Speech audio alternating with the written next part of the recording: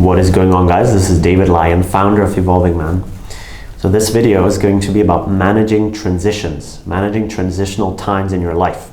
So when there's something in your life that's coming to an end, like a project you've been working on, a hobby that's not fulfilling you any longer, a relationship, your job is not fulfilling you anymore, whatever it is where you're noticing that it's ending, it's coming to a place where it's time to let go of it.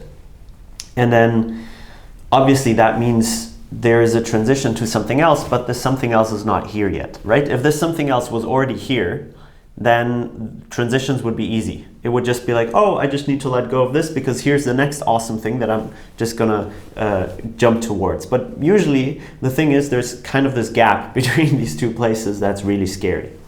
And so I want to share a few things that I think are useful when you're in such a time to understand how incredibly valuable such a situation is if you zoom out a bit and look at some deeper life principles.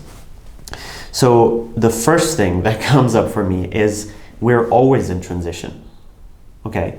And we are living in a world or in a society that tries to avoid the fact that life is constantly changing and is not under our control, right? There's a lot of perceived stability. Now, right now we're in the situation of the coronavirus spread, and it's actually becoming more apparent that there's a lot of unknown and things are not as stable as we might have thought, okay? But to bring this point home, things are always changing, sometimes in a really small and subtle way, and sometimes in really big ways.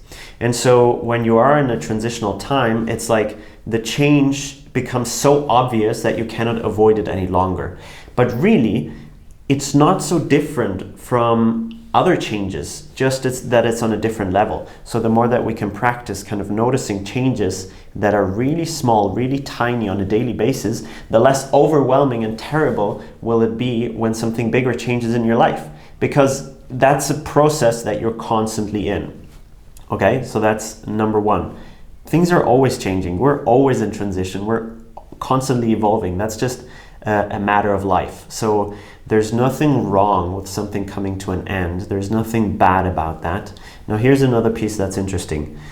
This is something that I notice a lot, is that we as humans are really uncomfortable with not knowing. It's like we're wired to want to know, to have certainty, to have security, which kind of goes counter to how life is. Like if life is always changing and we don't really control how life is changing, that means that we're actually constantly in the not knowing. Like, how do I know where I will be in a year? Of course, I can tell myself a lot in my mind, but if that's true or not is not really fully up to me.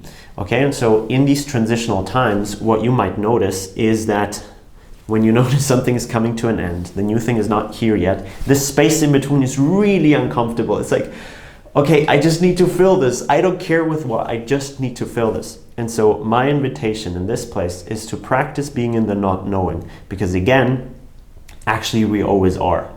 Okay, and so again, given the culture that we're living in, we kind of pretend that we know, because we have all those models and all our logical linear way of thinking that tells us that we can predict the future. I think we can't. I think we can make guesses, and sometimes they're right and sometimes they're really not. So being in the space of not knowing will bring up a lot of fears, a lot of discomfort.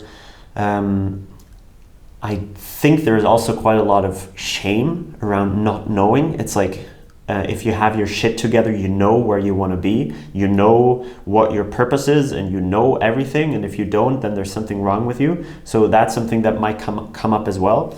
And I just want to encourage you that there's nothing wrong with not knowing. It actually takes so much courage to be in the space of not knowing, and instead of pushing this process, like trying to push a river, which doesn't work, staying open and receptive to how this transitional process is actually moving through you.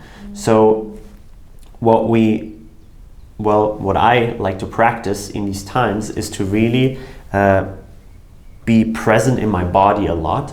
I usually try to get more rest, try to get more sleep when there's big transitions, because if you feel into your body, you're probably going to notice it's like it's processing by itself a lot of things. Okay, that's not a mental thing, that's more something that is going on in your body brain. And so if you give your body time to process these things, there's going to be less of this kind of stuckness and tension in your body. It's like there's going to be more space around the process that is happening.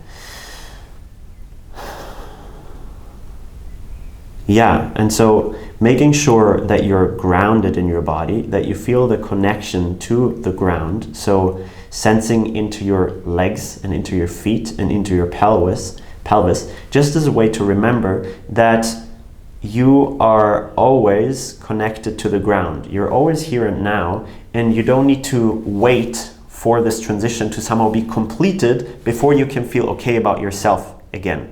Right? It's again connected to this kind of discomfort of not knowing, that we want to, as quickly as possible, get to the other side. But for me, the magic in a way lies in really being present in this time in between, because then you're actually open to, well, what is really the next thing in my life? What is really the thing that wants to emerge, that I feel called to do? So I think most of us, as we're trying to push this process, we're actually filling this space way too quickly. And then obviously we start doing things that are not actually deeply fulfilling us, because we're actually just running away from, I don't know what's going to be next. We're running away from the discomfort of that. Okay, so the practice again for me is a lot grounding myself in my body, feeling and being really honest with myself of how this process is moving through me, instead of I have to do something about this. And then staying open to the kind of inspiration and the impulses that come. And they might look very different from how your mind says this should happen, right? It might not seem logical what your impulses might be. Like, oh, I'm ending my job, and instead of like the logical thing being, I'm gonna go look at the job market and do whatever to get a next job, maybe I feel the impulse to really connect to my family, or to take more time to be with friends, and your mind will be like, that's not smart, you should be doing this and that.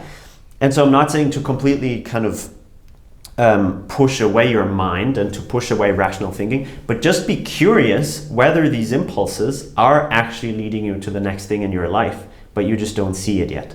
Okay, so bottom line, managing transitional times, we're always in transition. Life is constantly changing, and the more that we can practice seeing the subtle changes on a daily basis, the less we need to be overwhelmed by big changes. Now, I'm not saying it's wrong to be overwhelmed by big changes. It happens to all of us, but we can practice seeing, well, life is always changing, okay? Second thing, this discomfort of not knowing, being in the space of, I don't know what's going to be next, again, is also something that is part of life that we don't need to avoid. And the more that we can actually be present in the space, the more we're open to what really wants to emerge next, instead of just trying to fill the void. And the third thing is, in these times where a lot of things is changing, take more time to rest, connect more deeply to your body, do things that get you grounded in your body, do some shaking and breathing and feeling into your legs and your pelvis, and you're going to see the kind of impulses and ideas for the next thing are going to come up. If you have any questions about this, please put them in the comments. As always, with Evolving Man, you're seen, you're loved, you're appreciated. Keep evolving, and I'll talk to you soon. Peace.